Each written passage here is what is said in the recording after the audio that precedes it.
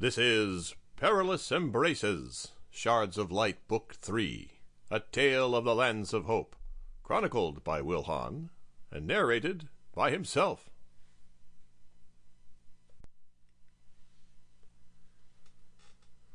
Wostara Altieri can see the future, ranks high in her church, and is without question the most beautiful woman in the North Mark.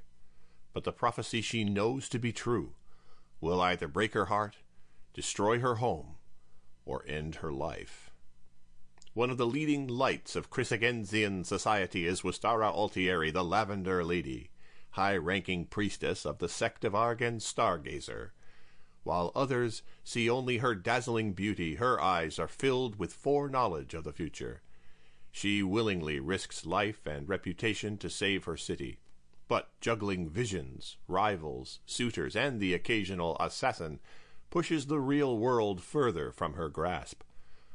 Who could expect that in the midst of this she would meet the promised love of her life, or foresee that he too is doomed? Perilous Embraces is the third story in the Shards of Light saga set in the Lands of Hope. It is highly recommended that you read the preceding novels, The Ring and the Flag, and Fencing Reputation first. The series concludes with the finale, Shards of Light.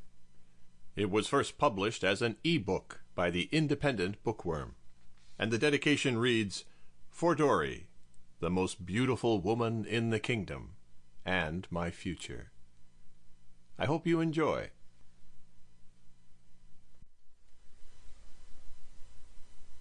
Chapter 1.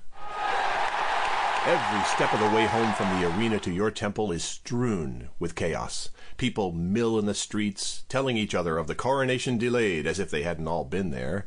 They voice fear and guesses, worry aloud about doom, shout their arguments, and call to passing leaders for guidance. You love it.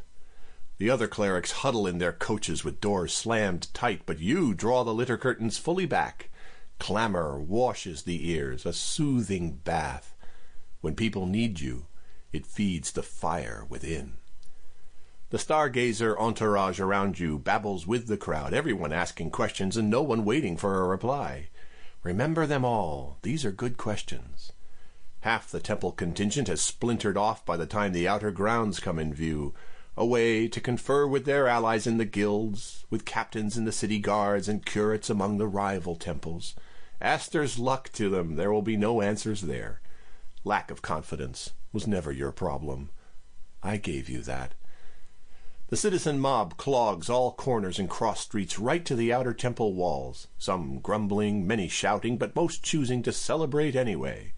They've got the right idea, and you smile on them without speaking as they toast and salute you. You know what Wostara Altieri's smile is worth to folks worried about the future. Let them drink if they choose, laugh if they can. Let them continue to believe that all will be well, now their leader's delicately balanced plan lies in ruins. The vote for a new mark has been put off by the ancient formula, and against all expectation. Just 2 months amid all that lies before us? Might as well try to build another Cryssigens with your bare hands in 10 weeks' time. Still, what an entrance the Emperor's man made. He is the stooge, you have been told, the cocksure, set-up nobleman sent to flush the Empire's enemies from cover. But at first he did not act the part.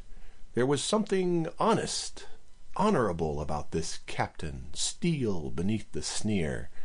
You think of him and the monster he rode in on. Your inner flame banks even higher. Within the temple grounds, a receiving line has formed on the lane leading to your tower. Guilders and priests eager to confer, to petition, and some just to see. They arrange themselves, each knowing their rank, with the highest nearer the door. The litter could pass by any or all, but Choctha knows your preferences without having to hear. He stops the bearers and hands you down to start among the least, as the faraway prelates cluck with impatience. With your feet on the path, your head barely reaches his ebon chest. Here already? You protest, and the waiting crowd laughs, watching your every move as always. The men Sample complete. Ready to continue?